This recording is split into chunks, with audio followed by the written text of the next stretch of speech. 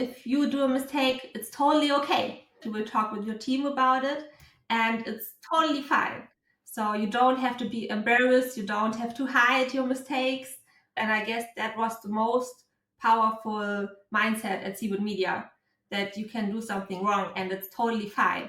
So what new challenges do you have there? Like, what was the hardest thing about becoming a product manager? So the spirit and young people creating cool products and bringing their ideas to life, I would say this is what's so cool about working within the Atlassian ecosystem.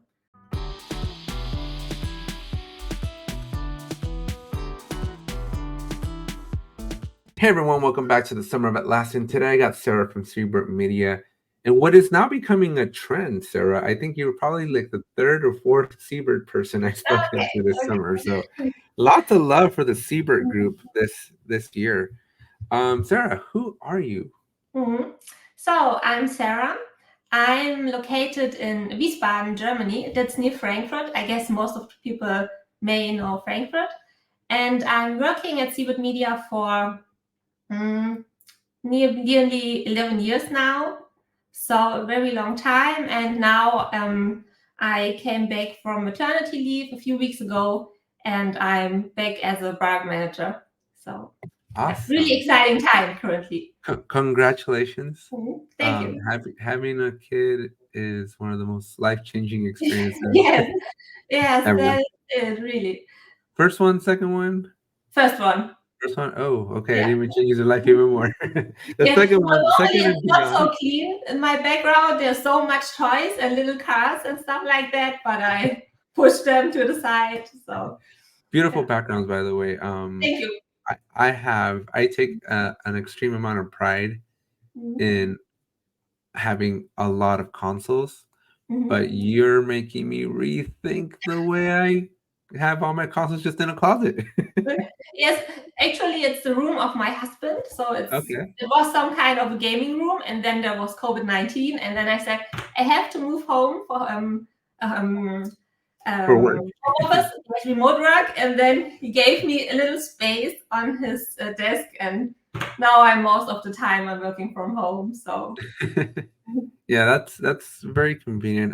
I was talking to somebody very recently over the weekend about this RTO, right, return to office, and I'm like, I don't know that I'll ever go back. I would happily pass on a job at this point.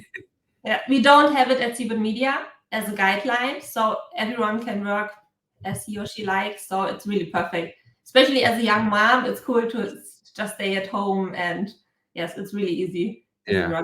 Working routine. So again, if the baby comes in, though, feel free. It's totally recorded. I send them outside, so they are out for a walk. So it's if an emergency happens, it's recorded, and we're totally cool. All right. So it's Seibert then. So how many years have you been there? 11 in November. 11 years? Yes, 11 years.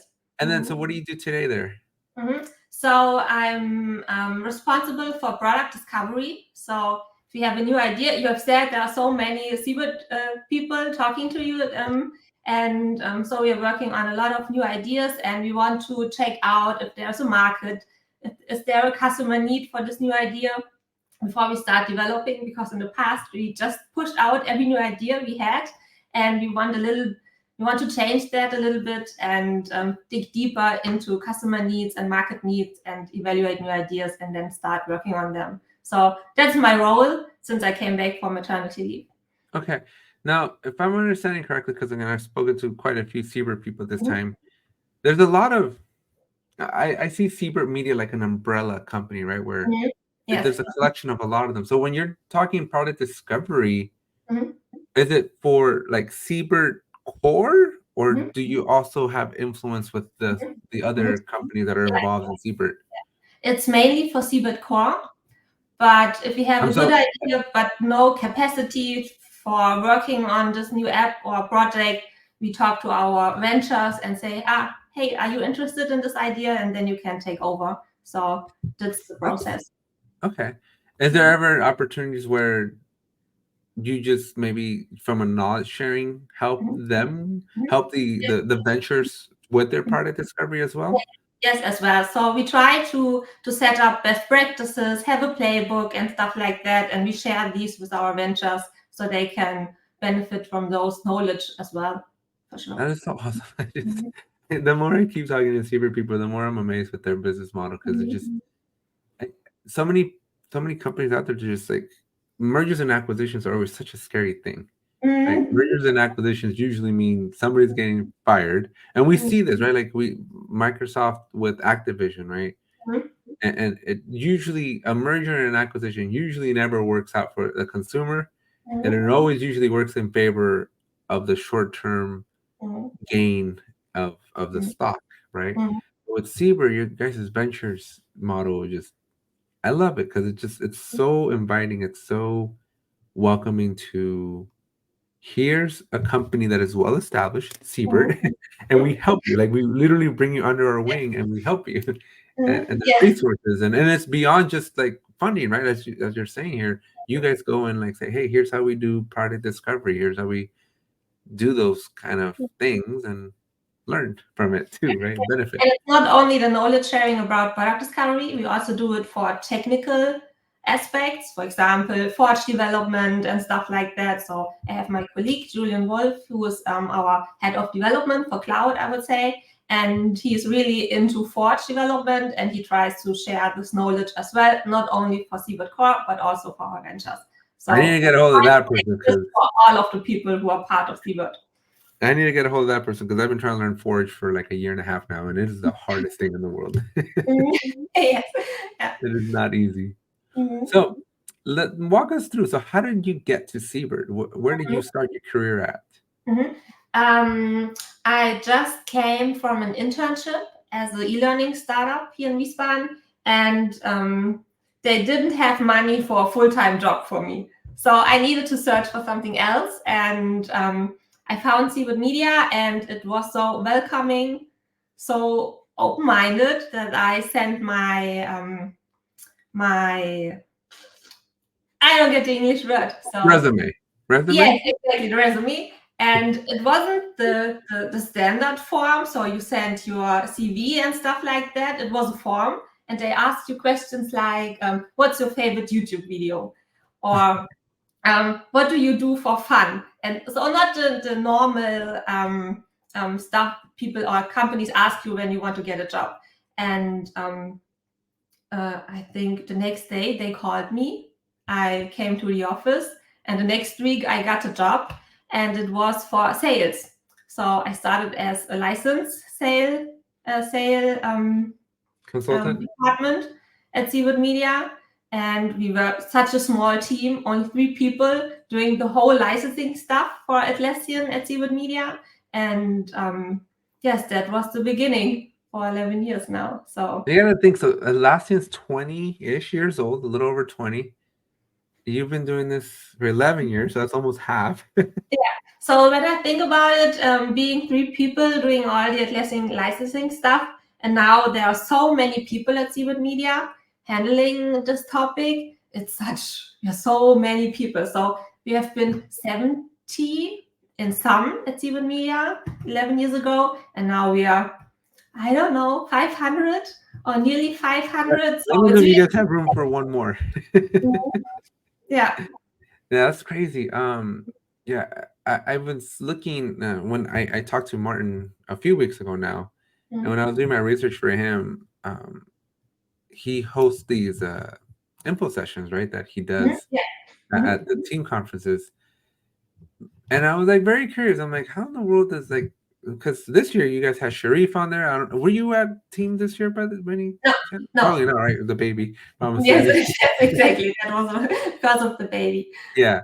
But anyway, Sharif, high profile individual at Atlassian. I think last year you guys had Anu on there, right? And so I'm just looking back in time and I'm like, man, Martin's been there since like day one. You can you can see Martin getting a little older. Yeah. And so it's amazing to see like a company grow, right? But most importantly, the part that I've enjoyed so far, again, talking with all the Seibert clan is like you guys have been growing, right?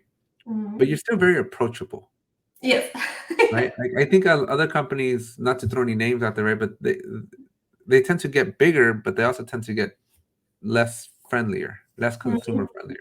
And I think again, something, I don't know if it's a German thing or what it is, but I never actually met a German. I don't know that I've had a lot of German friends in my career or my life. So I don't know if it's a German thing, but we really try to keep our mindset and our culture at Seibert Media. So it's part of our core values. So I hope we will keep this in future as well. So as we grow and grow, it gets harder, especially when you have to onboard so many people in such a short time. yeah. And even with the ventures, there are different people, different mindsets, different companies, but it works out apparently. So yes, So really proud of this. so you're coming in as a salesperson. Mhm. Had you heard of Atlassian before? No, not at all. So what So, did you think? What was your initial reaction of like, what the heck is this? um, um, I'm taking you way back. Let's go 10 years. I have to think about it. Um, so there was Confluence and Jira. And Jira has always been it's not for everyone, so it's more technical and so, but Confluence, it's really easy to get. Right. So, and then it was, okay, it's cool. It's very easy to use. And so many companies are using the software, but you have never heard of it as a normal person. So that was, I think, my thought about Atlassian. The So very first time. yeah, so Okay. I heard Yeah. of it. So I grew up in a technical career, right? So when I saw Jira, I fought it mainly not because I didn't like Jira, but because the tool that I used to use before Jira, it used to be vertically integrated, which mhm, means instead of having to go to Confluence and like Bitbucket and mhm, Jira, mhm. it was all in one place. Okay. So Mhm. I was used to that, and so when I moved over to Atlassian, I'm like, why do I have to go so many different places to do the same thing that I want to do? Right? Okay. Mhm. It just didn't make sense because, like, I don't know if you ever use like the server versions of Jira, right? But you also had like Crucible, and you had like this Yes. Mhm, bamboo thing, mhm, right? So you mhm, had extra tools mhm, to do the thing that one tool used to do. So I mhm, literally had to use like 5 tools instead of just one. So I'm like, that felt weird to me. But mhm. now I don't know that I'll ever go back. Yeah. Yes.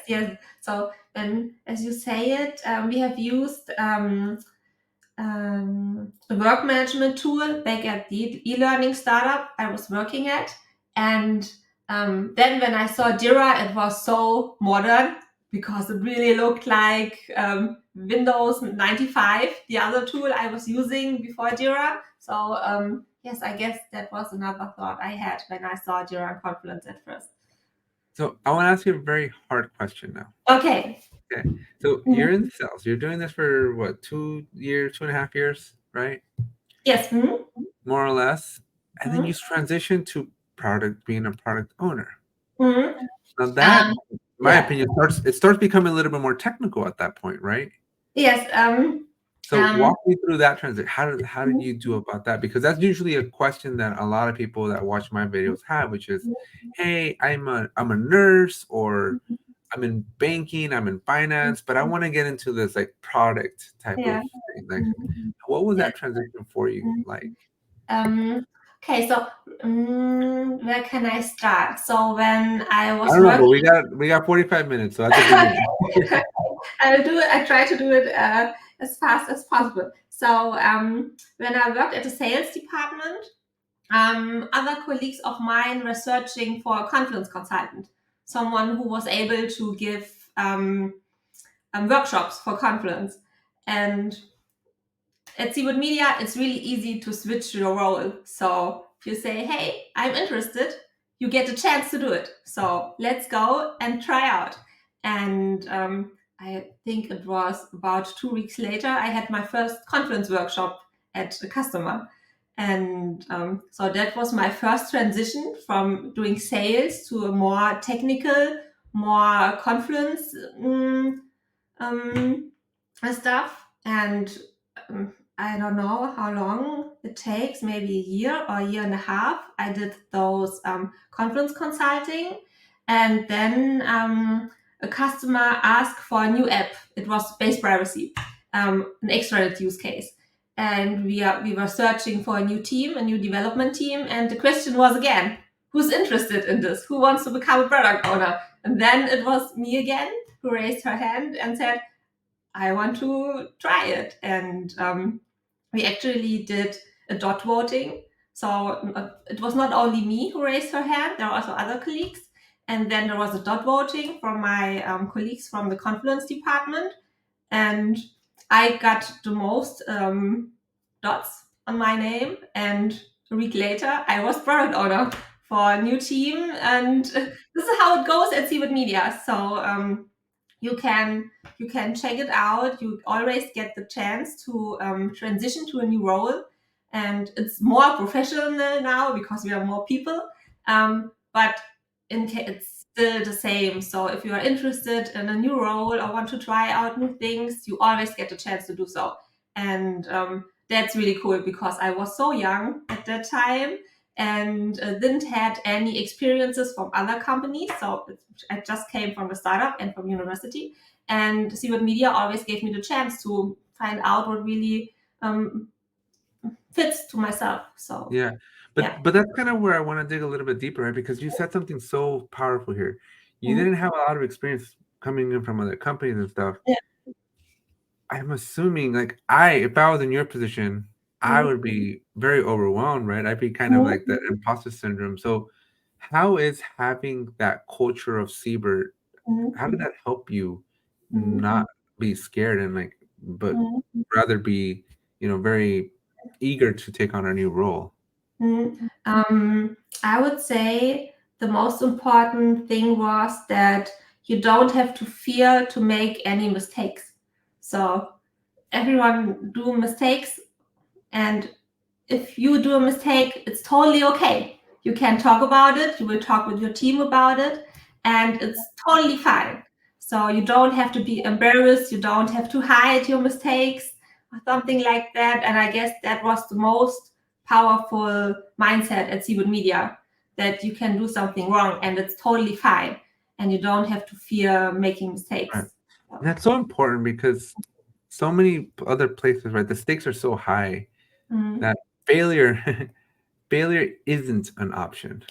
I laugh because I don't know how much. Have you seen the Jura Life, the show that I co-host with Ronnie and so Bob Robert when he's our producer, and he's got a cup that says failure is an option. Yes.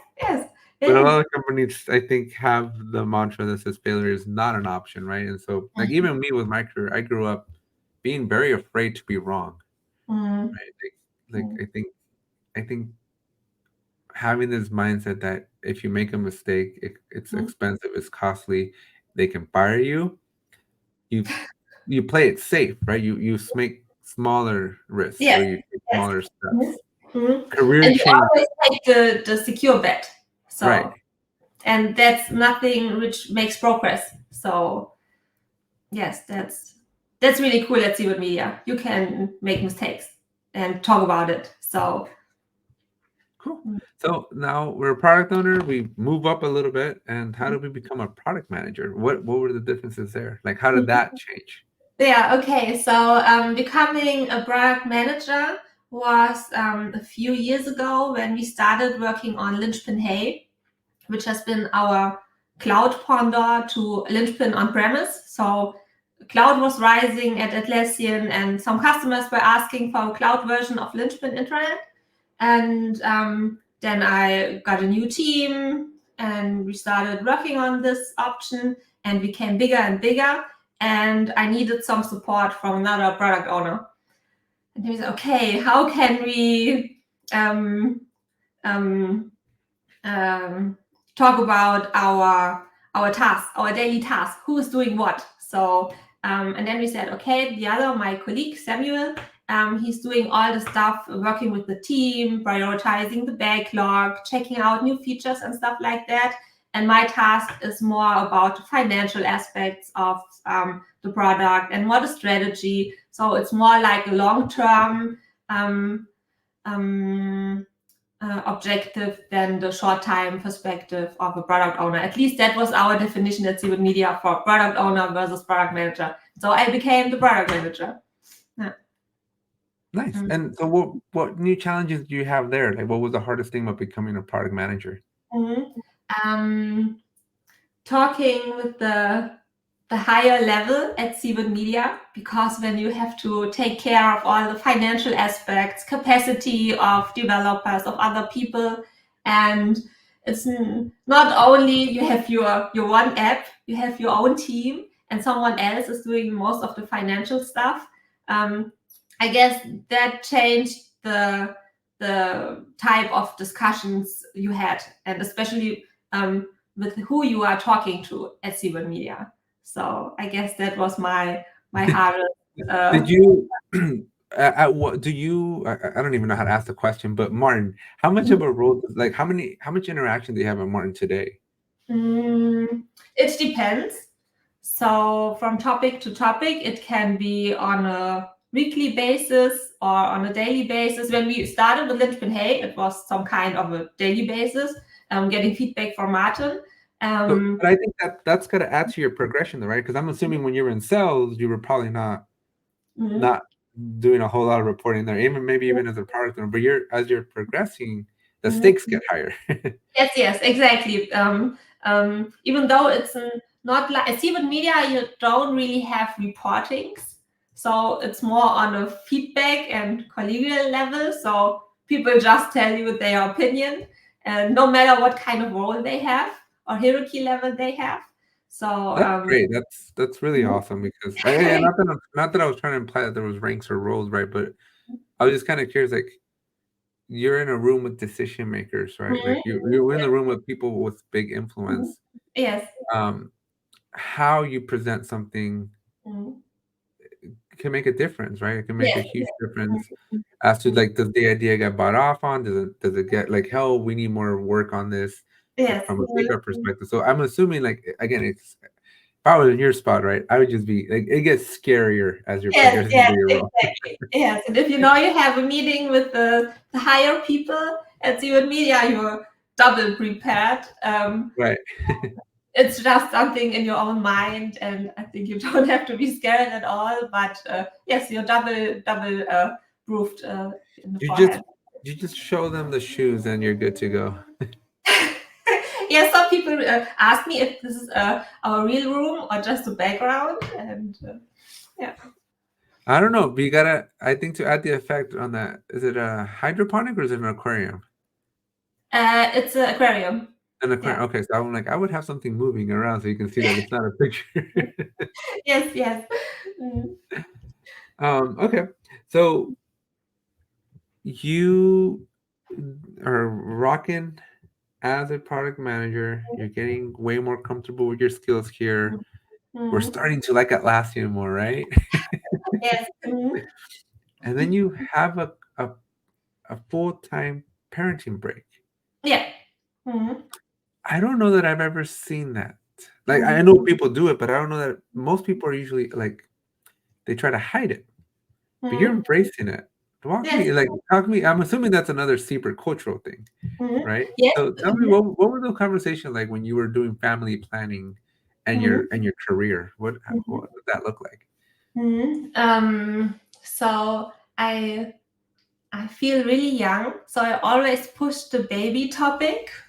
So of course I still have time, and I want to do my career, and I want to work, and I have a new role. I have to put some time in this, and I can't take a break. But someday it was the perfect time for us. And when I told Seibert Media and my colleagues about it, they were totally fine. They were happy. And no one said, oh no, you can't take a break, and not a year or over a year. So it was nothing to think about. So it's totally okay, and no one has bad thoughts about it when you take such a long break. So I'm But what about you? What did you feel? I don't know. So I cannot switch off my work. So I still read my emails. I still answered to messages. So I wasn't really gone during that time. So it was more of working from home. But for sure, I was a little bit scared because I knew the company was growing. A lot of new people were coming. And for sure, I was thinking about what will I do when I come back. So is there still some space for me? And do we still match together, Seibert Media and the new Sarah? So yes, but it just feels so natural. I'm back since April now in half-time, so I'm still not a full-time employee, still working half-time, and it feels like before, so nothing changed. Some new colleagues, some new topics, but it's so easy. It feels really good. That again, I don't know. I don't know if it's a cultural thing from just the Seabird thing or a cultural thing because of the European thing, right? But it's just so different here because women here are just so guilt tripped into you have to pick. It's not an and, right? It's not like how you're doing a great job balancing it, but here, like my wife had to take 3 years off, right? Because at least from a daycare perspective, it was like her whole check would be the daycare, and I'm like, well, what's the point at that point, right? Because then like you're literally going to work just so we can pay somebody else to take care of the baby. So like that didn't make sense, and so like I don't know. Again, maybe it's a cultural thing. Again, not knowing if it's a company thing or the country thing, right? But yeah, we have such different views here for having a kid. Okay, yeah. So I would say it's 50-50, 50-50 cultural and Seibert Media, because you get a paid leave in Germany if you take parental leave, not the full amount of money, but a certain amount. So yes, I would. Apparently, we switched the parental leave between my husband and myself. So currently, both of us are working half-time, and my husband is working in the morning until lunch, and then he comes home, and then I start working until afternoon, or sometimes I'm doing some stuff in the evening on the couch for Seibert Media. So and for Seibert, it really feels natural. So it never was a topic. At least I didn't felt like it was a topic. And it's just so beautiful. It's beautiful to see because it's such a rarity here. Like here in California where I live, I like to joke around. Our state has different rules. So California versus the rest of the United States is much more parent friendly. So you do get a year off in California with your benefits. Right? So you can't get and you can't get fired. I think one of the protections like you cannot get fired. Right? Because a lot of like some people like in other states they'll use having a baby as a reason to fire you. Right? But California will protect you. But it's sad, right? We need to have laws to protect you from something so basic as having a child, right? And then again you get I think 6 months and then of like full time off, and then you get 6 months off of like part time off. Where you need to kind of come back. And my understanding too is that you can do it. You can take like the first 3 months off, and then you can come back for a little bit and kind of like mix it up. But that again is a benefit only in the state of California. And if your company is not in the state of California, then that's it. Like you don't get that benefit. And I learned the hard way. Well, my wife and I learned the hard way because my wife and I are both engineers, and we both do all this stuff together. But 7 years ago, we had our second child, and he was when we moved to California because we lived in another state, and when we moved to California, my wife was 7 months pregnant ish. You can't get any of the protections or the benefits unless you work in California for a year. So it was really tough on my wife because she got to spend maybe I think the 6 weeks that they give you, and that's it. And then she just left. Like she had to go back because we also moved to California recently, right? We had just been here for like 2 months, and it's expensive here. So you can't live in California with just one salary. You have to have both. That's okay. So I'm lucky to live in Germany. So it's much more family friendly here. And in addition, I must say that I have a lot of female colleagues who had children before me. So I saw, okay, it works out at Seibert Yeah. Media, having a child or having children and still have a responsible role here at Seibert is working. So you don't Yeah. have to think about it or feel guilty about this. So Yeah. I just, man, one day I'm gonna go travel the world because these cultural differences are so important. Like here in the US, um, engineering, which is what a lot of tech companies are comprised of, right? Engineering yeah. folks, right? But engineering is such a male-dominated field here. Like almost everybody's a man, right? At least if you're engineering. I don't know if it's a joke at this point, right? Might in 2024 it might not be a joke, but 14 years ago when I met my wife, it was a very funny joke where I married one of five engineering girls in my Okay. school, right? Mhm. In the school. Yeah. Five of them, and I married one of them, like so, like there wasn't a whole lot of girls in So engineering, right? in Germany, it's quite the same. So when I started at Seibert Media, there were no women working at the engineering department. So they were scrum masters or at the financial department, but not for engineering. But that changed during the last year. So now we have a whole team only with women working for development stuff. So I know where they're coming from, but now they're here. They're And here, cool yeah, to have a team of women doing all the technical stuff, and yeah, that's really cool. But it wasn't the years ago, so right, yeah, no, but then kind of what you're saying, or a little bit to echo what you're saying, right? Like there's been a big shift, and I think it's a very important shift to have because I feel like I can't speak for my wife, right? But just in conversations that we had in private, right? Like her being usually the only female on her team, right? It puts a tremendous amount of pressure, right? Because you, mm, you have responsibilities and like they almost like guilt. I said guilt trip earlier, right? Like they guilt trip you into like you can't have a baby. It's not. It doesn't align with our mm, software releases. It doesn't align with our roadmap, and mm. it's a really sucky, crappy way of And managing your career. have to do a PI planning for getting Yeah, a I know, baby. right? Yeah, like you gotta put your baby on the roadmap. Yeah. Yeah. So I think it was quite a similar situation when I was working at the consulting department at Seibert Media because there were so few women in the consulting and it was very male dominated. Not longer for today, but in the past. So I know how it feels to work with 90% No, men and how it puts you under pressure as a woman. So yes. but I'm Mhm. glad. I'm glad it's working out. I think the way you're describing and like the happiness that I see or hear from you, it's.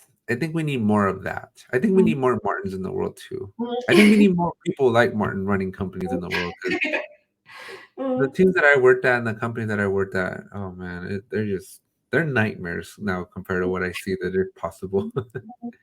Yes. So yes, I think that's the most important aspect of Seabird. As we talked at the beginning of our interview, do what you think is best for us and for the company. And if you make a mistake, it's totally fine. It's better than not trying and stay on the same spot over and over again. So I guess this really helps people to move forward and also bring the company forward. So that's the biggest and most valuable value, I guess. Yeah, I've always been a big believer of like I love I love teamwork, Mm-hmm. right? And in every team that I work with, my we usually set aside like 30 minutes a day Mm-hmm. just to chat, right? No work. Usually I try not to let work be Mm-hmm. in there, but I feel like it's a critical 30 minutes to just either de-stress or just share or Yeah. just build something because we spend most of our days, right? 8 hours, 8, 9, 10 hours sometimes with Mm-hmm. these individuals.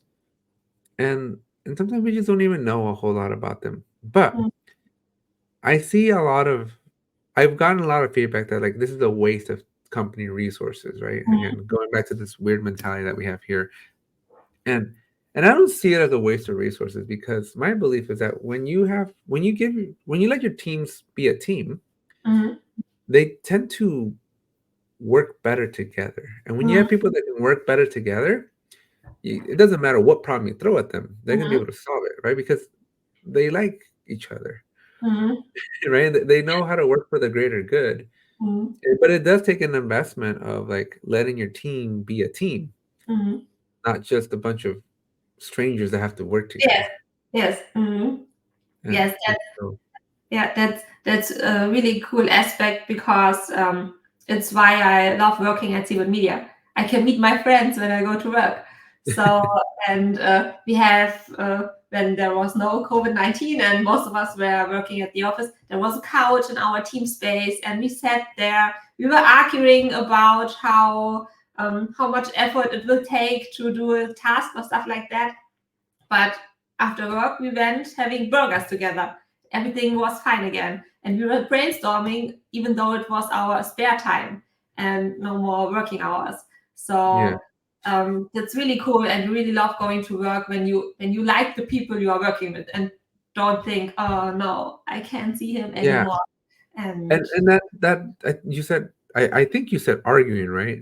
That's Mhm. the word. Okay. Yeah, Because this part's critical, right? Because I think a lot of people miss on this. Like, it is totally okay for your team to have a difference of opinions, yes, you need right? this actually. You need it. You need to have different opinions.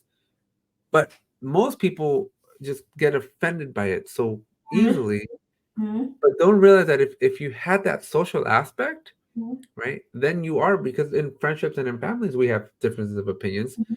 but it doesn't mean we stop being related, Yes, right? yes. Like, Mhm. and I think a lot of people don't understand that, like, if you invest in your team and let your team Mhm. work Yes. outside of work, right? Work outside the problem that they're trying to solve. When there are conflicts in the team, Mhm. it's not going to be a fight. It's going to be like a almost like a debate, Yeah. right? Mhm. But one to get to the right answer, but where you're not like, oh, this person hates me or they're just Yes. against me or Mhm. whatever, right? But you're Mhm. like respectfully Mhm. voicing and trying to convince, or I'm Mhm. not convinced or whatever, right? But I think the dynamic works better, Mhm. Yes, right? Like because you want to find the best solution, and not just arguing because I don't like the other person. right. So Which yes, you that's a benefit. Mhm. Yeah, which again, the arguing because you don't like the person is Mhm. usually more true, because again, you don't know who that person is. You know, Yes.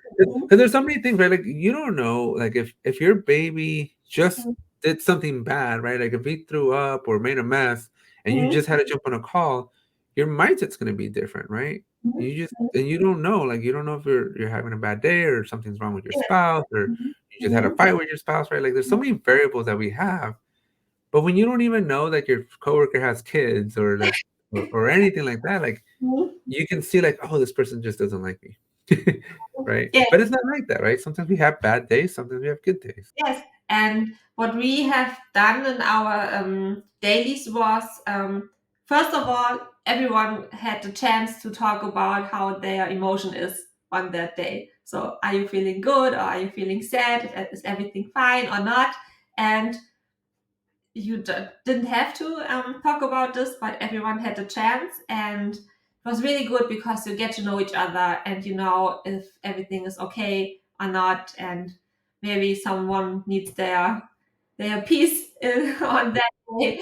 And yeah, so but you can just do this when you are friends. So because I don't want to tell a stranger how I am feeling. So Right, right. Yeah, that concept of trust mhm, has to be there yes. first, Mhm, mhm, right? But it takes an investment, right? And I think it's an investment that a lot of companies should take. Most companies don't, at least here in the US, because it's not work, right? It's yeah. not Mhm. productive. It's not you Yes. almost feel guilty doing it, but every team that I've been with, that I've invested time Mhm. and energy towards Mhm. getting to know them outside of work, or outside of the task that we're doing, Mhm. it has returned tremendous Mhm. returns, because I don't feel like I'm taking an order, but rather doing a favor. And when you're doing a favor, like I just do it quicker, I do it faster. I Yeah. challenge back. I go, hey, is this what you wanted? What do you think Mhm. of this? This doesn't seem right, right? Mhm. And things like that. And I think it makes a better employee. But Mhm. maybe one day I'll be lucky to run my own company. Come by and visit Seibert Media. I So know. I was gonna say, yeah. How do I move to Germany? And are you guys hiring? for No, sure, just talk to Martin. I guess we I don't. can find a role. Mhm. I know, right? I think my parents would kill me if I moved outside the United States. I'm trying to Same move out here. of California. We are currently moving to a city. It's called Rheingau, where a lot of wine is cultured. And it's just 10 minutes from here. And my parents are, oh no, you're moving. So currently Yeah, they are living across the street. Yes, so I feel you. I couldn't move outside Germany at all. I just moved for my family. So I used to I'm an only child. I don't know. Mhm. I don't know if Yes, you have any siblings. same for Okay. me. Yeah, so I'm an only child, so my family's involvement is pretty big, right? Like my parents have been involved in my life a lot. Mhm. And my wife is not an only child. Mhm. And I don't know that my mother-in-law knows what the word mother means. So my wife and I, we have very different perspectives on what family means, I Mhm. think. Right? My wife says that the arguments of a family divide a family. And I Mhm. say that when your family argues, that is a family, Mhm. Yeah. right? Mhm. Because like with my in-laws, like whenever we want to see each other, we Mhm. have to like schedule it. Oh, okay. Oh, okay. It has to Mhm. be like a schedule, like we're coming to your house. Can we come over to your house? Mhm. But with my Yeah. family, I just go. I just go. Yeah. Mhm. And if So they're same, there, they're there. same. So they just ring on the bell and say, "Okay, we are here." And Yeah. And that Mhm. that to me, that's how I grew up. I grew up with literally my entire family just around the neighborhood, right? Mhm. And living very close. But Mhm. so anyway, so I used to live like that, and then I moved to St. Louis. I moved Mhm. like really far away, Okay. Mhm. and I hated it. I hated Mhm. every second of it. Mhm. And people always ask me like, "How long were you there?" I'm like, 31 months. I know exactly how long I was there because I hated every How did second. Because my wife and I were all alone. We Mhm. had we had our very first kid. We left at he was 2 years old, and we just left. I got a really interesting career opportunity, Mhm. and I wouldn't have done it had it not been for that very lucrative career opportunity that let me Mhm. like skip my career by like Mhm. 6 years or something. And but every day I wanted to come home, so I came home. But I missed. I Mhm. missed the target, and I went all the way down to. Are you familiar with San Diego? Do you know where San Diego's at? Relative No, to LA. not So, yet. so LA is like here, and San Diego's like 2 hours away. Mhm. And so I moved to San Diego, and Mhm. for 7 years we made it work. Like a lot of driving every Okay. weekend, Mhm. back and Yeah. forth. Well, I got tired. I was like, I work from home. I Yeah. just need internet. Why am I 2 hours away from my family? So we spent a year trying to move, and we finally moved like 20 Mhm. minutes away. Okay. Yeah. Mhm. Yeah, but now I want to move out of the state, and my mom's like, I'm gonna kill you. But why you want to move again? So. I don't like California. California has a lot of weird rules. Mhm. A lot of weird rules, and because we have the perfect weather of the world, Mhm. right? Mhm. Mhm. Um, we have a lot of homeless. Mhm. You could live outside all Mhm. year long and nothing's gonna happen to you because Mhm. we don't have snow, we don't have Mhm. extreme heat. We Mhm. we we have a steady 75 degrees every year or every Yes. day. So, Mhm. but because of that, there's a lot of problems in our streets, right? It's not safe. Mhm. So Yeah. Mhm. that's kind of what's Yeah. happening there. Mhm. So So, I've been to San Francisco and doing the standard tourism stuff. So doing a road trip, the whole West Coast. And yes, I have seen a lot of homeless people out there. But as you said, the weather is perfect. So in San Germany, Francisco most of the scares me. time it's rainy and cold. And I've never yes, been to Europe. I don't even have a passport. I'm working on my passport, but I would imagine again we have the best. California has the best weather period out of yes. anybody. Mhm. Just not having snow. Do you guys get snow? Sorry. Do you have snow in Yes, Germany? yes, yes, Yeah. yes, yes. Just not having snow, I think, is a win, right? Because snow is not Mhm. something I would want for anybody. So when we did our road trip, we started in the morning, somewhere near the Grand Canyon, and then we Okay. drove to Yosemite Park. And it was so hot in the morning at Grand Canyon for sure. And when we arrived at Yosemite, there was snow. So all in one day, it was a really long ride, but it was so cool to have those different climate zones all in That one uh, space. So on the Yeah, same that day. is one of the beautiful things about Southern Cali or California in general, because California is long, but it's Yeah. narrow. Mhm. And you can go to the beach and go surfing Mhm. and then make your way up to the mountain and go Mhm. snowboarding, and Yeah. then go to the backside of the mountain Mhm. and go into the desert and be at Mhm. 100 degrees, like in Yeah. the same day. Yeah. So You can hit all the weathers in one day. so the US is our favorite holiday vacation spot. So yeah. So we've been there every year until COVID-19. And yeah. Well, are you coming to Teams next year? I hope so. So my son has his second birthday in April, so we have to schedule a little bit because we want to celebrate our families for sure. But I plan to come to a team next year. So But you got to bring the baby next year. yeah, so Yeah. that's an option. So getting the But it's whole more. family, my husband and the baby, and do some holiday afterwards. So that's actually one of Well, our have plans. have you heard where team's gonna be next year? Yes, it's in San Jose, I guess. No? Lower. Ah, It's at the happiest place on earth, in San Diego. Disneyland. This really? It's in Well, I mean, Disneyland team's not gonna be at Disneyland, but it's literally near across. Anaheim, or It's in the it's across the street. wow, But if that's you get your so cool. hotel, you can walk to Okay, Disneyland. so I'm a huge Disney fan. So my Are proposal you? for my husband, I got at Disney World in Florida. So that's the point when you get me to come to team next year. So I know team will be across the street from Disneyland next year, mhm, and I live in Anaheim, so mhm. it's Ah, gonna be fun. It'll that be that's fun. good. So that's definitely a reason to come. So I'm scared of flying. So but that's a point. So, mhm. You're scared of flying, but Mhm. you'll do it for the mouse. I love the Yeah, mouse. yeah.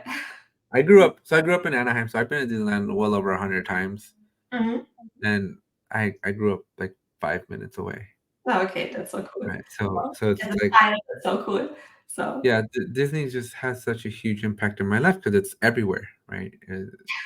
It's everywhere where I'm at. It's mhm. everywhere because Okay. it's just everywhere there. Did It's you just work at the park as a teenager or I something? did not. I didn't. My whole family today does. Mhm.